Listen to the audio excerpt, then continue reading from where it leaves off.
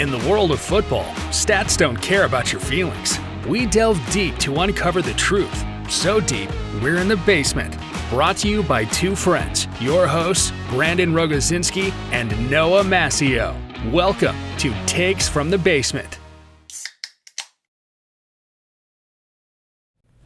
All right, I'm Ethan Magri.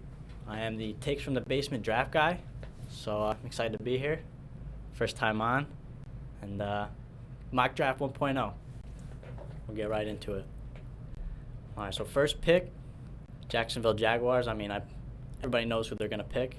Trevor Lawrence, quarterback, Clemson. Kid's a stud. Can't really say anything else about him.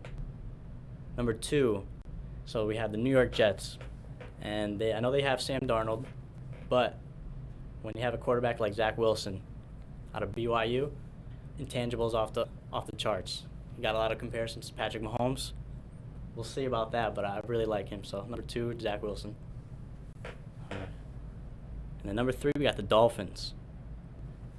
And they need weapons, that's for sure. They got limited weapons on offense. They just signed Will Fuller, but how good is he? So injury prone. We'll see about the PEDs if that affects anything. So we're going to have, my opinion, number 2 receiver in the class, Jamar Chase out of LSU.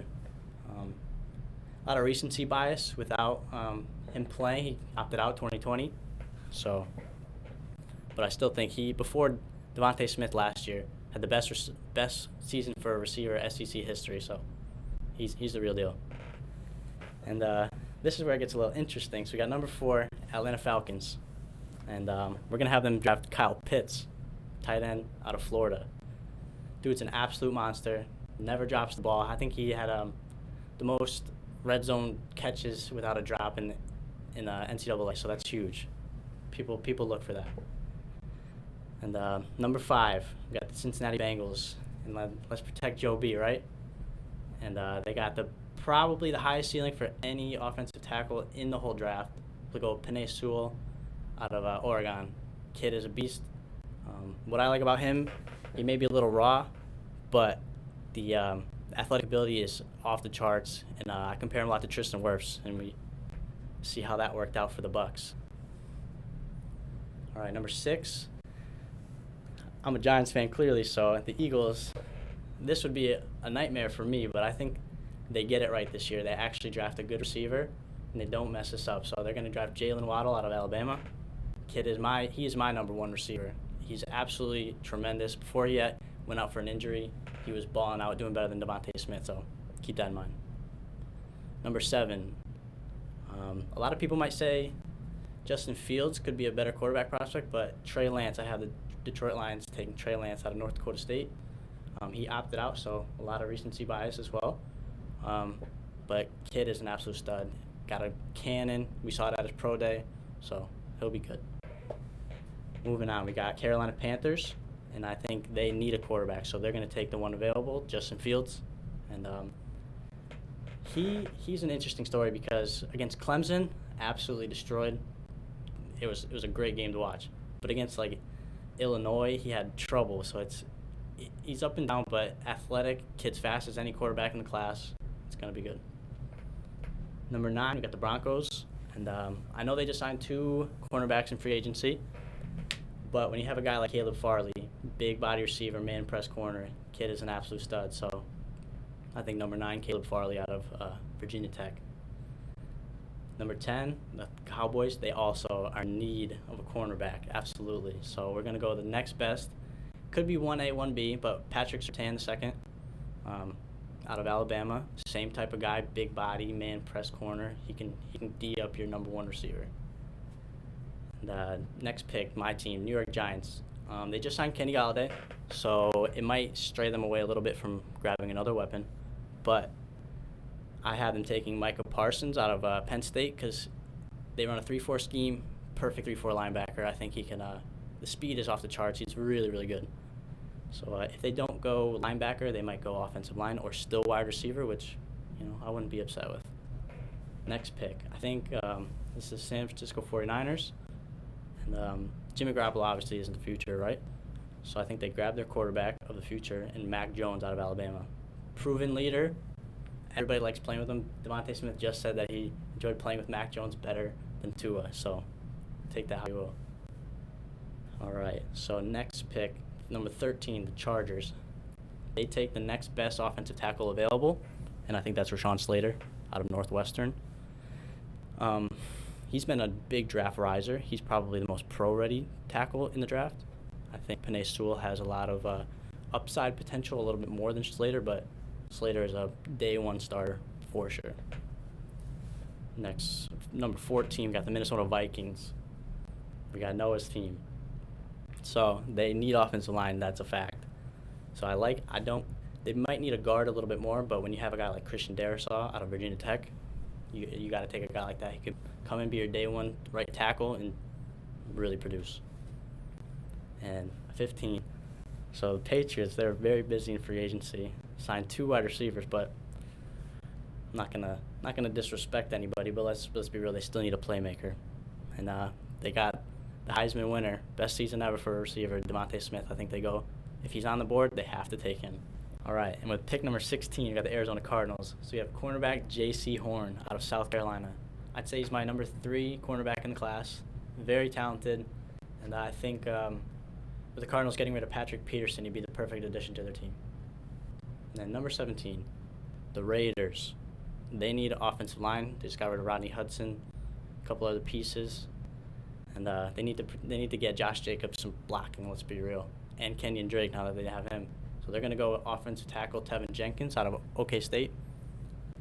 Big guy. Obviously, you need a big guy to tackle. He's really, really good, so I think that's who they pick. Next pick, Dolphins, their second pick in the draft. So they obviously cut Kyle Van Noy, so they're in need of a linebacker. And I think Jeremiah Owusu-Koramoah out of Notre Dame is a perfect fit. He's a really good cover linebacker, perfect for their scheme. Next, we have the Washington football team. Another one. So I think they also need offensive tackle. We're going to go Sam Cosmi out of Texas. Really, really solid prospect. Maybe a few mobility concerns, but I think he's going to be good. Next pick, we got the Bears. The Bears. So I like this pick because the Vikings could have gone with this guy as well. So Elijah Vera Tucker out of USC, inside offensive lineman. He can slide in that guard right away.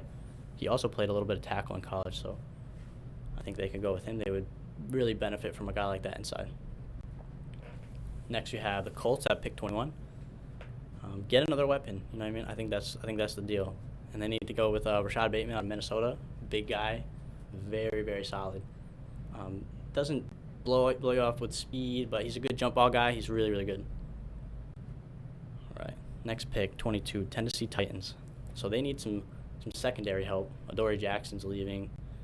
So we're going to go safety Trayvon Mayrig out of TCU. Easily the best safety in the class, not even close. So I think they'd really benefit from a good leader in their secondary. Pick 23, this Jets' second pick. They definitely need an edge rusher. They have a really good inside guy, Quinton Williams, so they could complement him with Azeez Ojulari out of Georgia. Really good guy. He's a quick guy. He has a lot of bend around the corner, so I think that would benefit with a guy like Williams inside. And then we got 24, the Steelers. So this is Rogo's team. I think he's going to like this pick. A lot of people might think they go offensive tackle, but maybe some people agree that you don't draft a running back first round, but Najee Harris, absolute beast. They need a guy who's actually good because, let's be real, Benny Snell is not going to be the answer.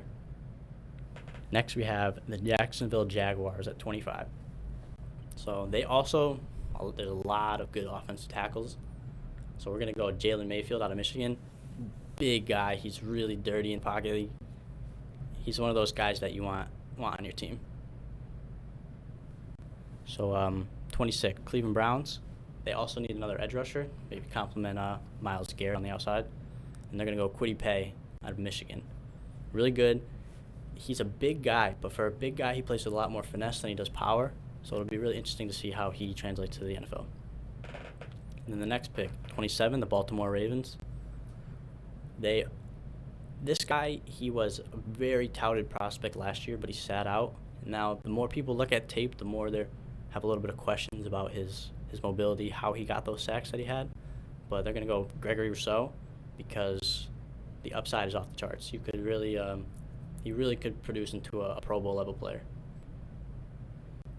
Next, we got New Orleans Saints, 28, and they have their quarterbacks with Taysom Hill and Jameis Winston. So why not get them some weapons? They're going to get a big guy, Terrace Marshall Jr., out of LSU.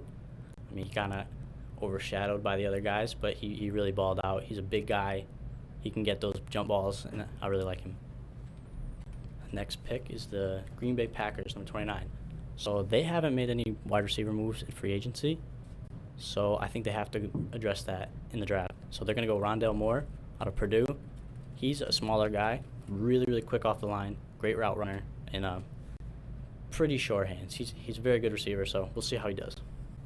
So pick number 30, you got the Buffalo Bills. So I have them taking Jalen Phillips at Miami. He started at UCLA.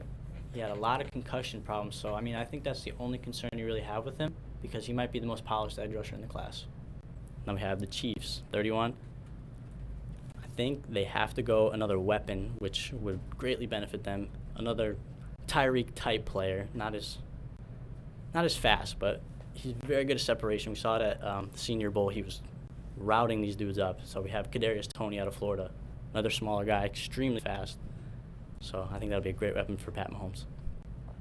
And now for the last pick in the first round, Super Bowl champs Tampa Bay Bucks. So they need a D-line. I don't know if Sue is getting re-signed.